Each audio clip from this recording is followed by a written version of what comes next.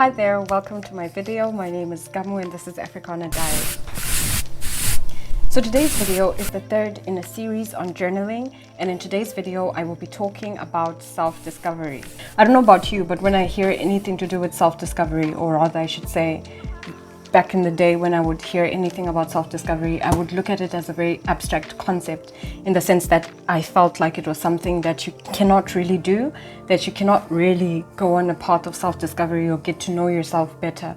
I always felt like that's something that's reserved for people you interact with, like you can get to know other people, but not so much knowing yourself. But that's a very wrong approach to have. You can and should get to know yourself and take a journey of self-discovery. So we're going to start by defining what self-discovery is. It is the process one embarks on to determine how they feel about what they believe rather than following the opinions of others.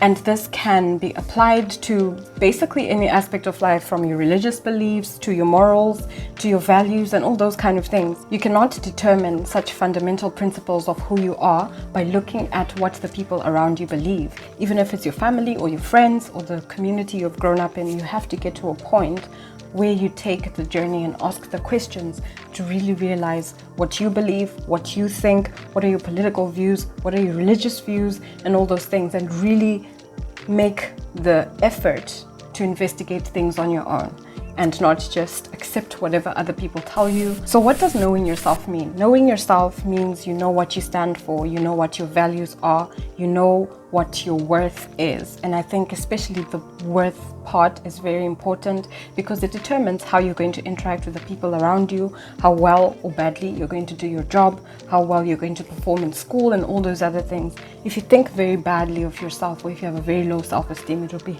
really difficult to apply yourself or to be able to contribute to society in a meaningful way, because you're constantly just thinking about how you're not good enough, or how you're not enough, or how other people are better than you. But you know what? God created us all equal. We're different, but we're equal. Knowing yourself also means being able to identify your errors and being able to take steps to fixing them. When you don't know yourself, or just how your brain works, it can be very easy to shift blame and to quickly justify your bad behavior, give endless reasons as to why you're not doing what you're supposed to do, or why you did what you were not supposed to do.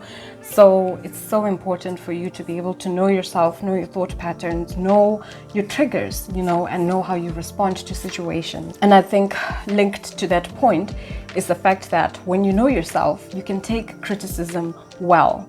So when it's constructive criticism, you recognize it for what it is, because you know yourself well enough to also recognize the fault that someone might point out in you. It won't be an uncomfortable situation when someone points out something that you do wrong, or something that would do better, because you don't take it as a personal attack, but rather as an opportunity for growth. So I've realized this for myself. I mean, my experience with criticism has really been a journey, because I was at a point where I just would never like to hear anyone telling me that I was doing something wrong, because in my mind then I just wrote myself off. But now I feel like I am starting to learn to accept criticism and to be able to learn from my mistakes and to learn from others as well, So it's such an invaluable thing to be able to have people around you who can give you valuable criticism and show you where you can change. But more importantly, if you also recognize that that is something that you do need to change. So why is self-discovery important? Well, first of all, you will not be swayed with the wind. And I think I cannot emphasize how important this is. I know when you don't know yourself, you're always going to become like the people that you're around. Granted, you do become like the people that you're around just by the virtue of being in the company of those people.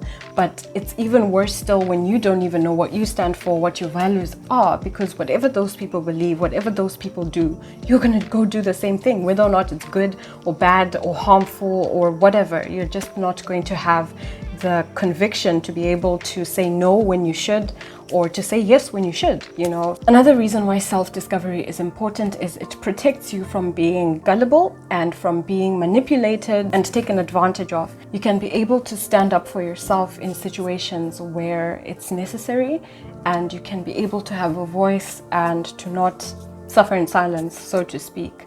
when you know yourself, you know, because you have that assurance of who you are and the fact that whatever you say will be validated by others.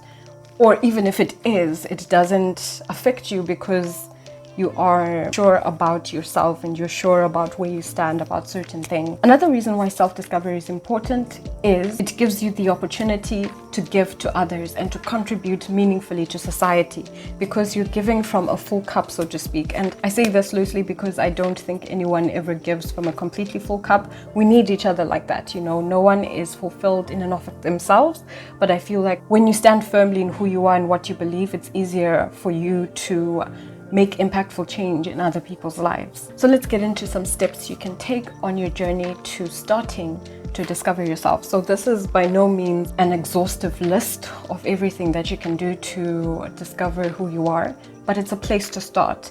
And I would encourage you to read more about it, to talk to other people about it, watch more YouTube videos on it, and really just get into it and get to know you. So the first step is to figure out your purpose, and lucky for you, I've already done a video on that. So if you haven't watched it, I will link it up in the cards and you can go and have a look at that when you're done with this video. The second step you can take is to journal daily. And I mean, yes, of course, this is a journaling series, but I cannot stress this enough.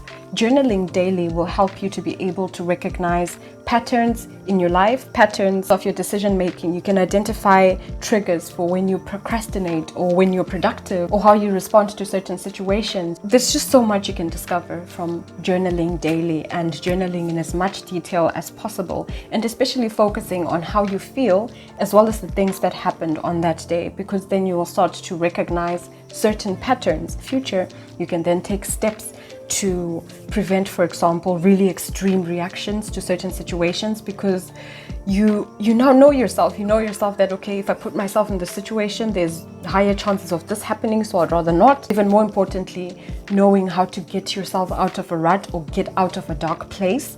So it's so important to journal daily and to just try to start to recognize some thought patterns and some behavioral patterns that you have. And it just makes it easier for everyone who has to be around you as well. You are easier to communicate with, easier to be around, because you are confident in yourself and you know how to conduct yourself with others, you know how to communicate. It also helps you so much it's helped me with knowing how to communicate with others and to be able to articulate myself.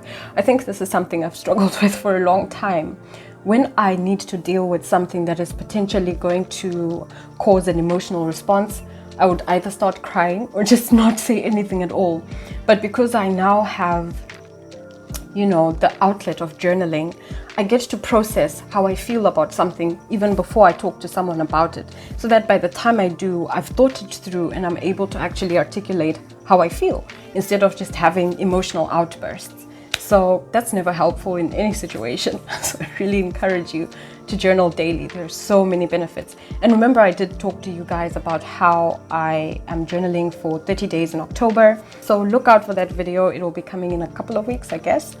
And I will tell you what I've discovered, but this is part of that. Another step you can take is to seek out new experiences and to learn new things. This is literally one of the best ways to get to know yourself. Stretch yourself out a bit, make yourself uncomfortable, get out of your comfort zone, do something new, do something exciting, do something you've never done. Apart from actually realizing maybe that you're good at something that you weren't aware of before, it increases your capacity to deal with situations that are challenging if you're constantly stimulating your mind and stimulating yourself to do things that are challenging. It's so important in helping you really develop and grow as a person. So lastly, I'm going to share some journaling prompts that you can use to get you started on your journey to self-discovery. So the first journaling prompt is your personal inspirations. So your personal inspirations are the people who you look up to. It doesn't have to be celebrities. It could literally be your mom. It could be your teacher, it could be your sister, it can be anybody.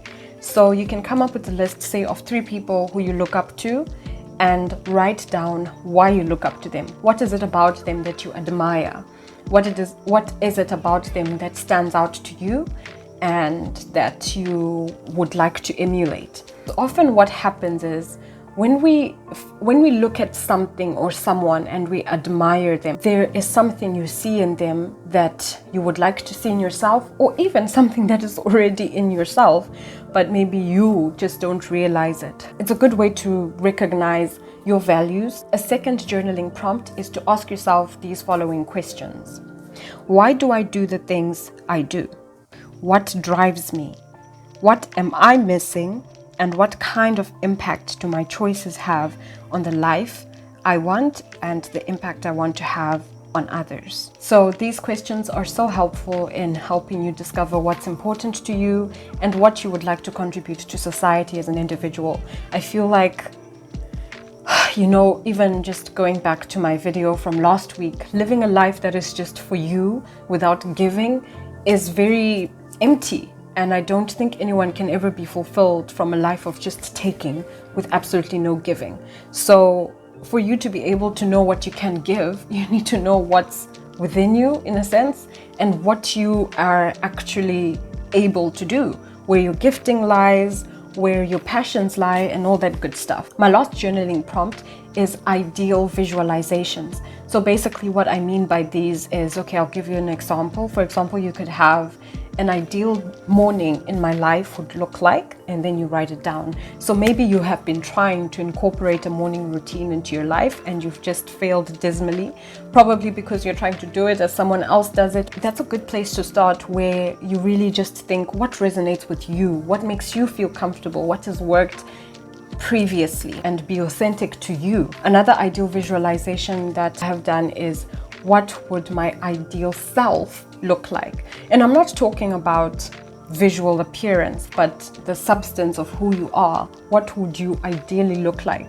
And I think it's important to realize that, at least on this side of eternity, you're never going to be perfect, but at least you can have an image of what you would like to emulate. And I think another very important part of this step is to think about how you would want to contribute to society. What you offer is very much integral to who you are as a person. So it's important for you to be asking those questions. That's it for today's video. Thank you so much for joining me. Until next time, bye.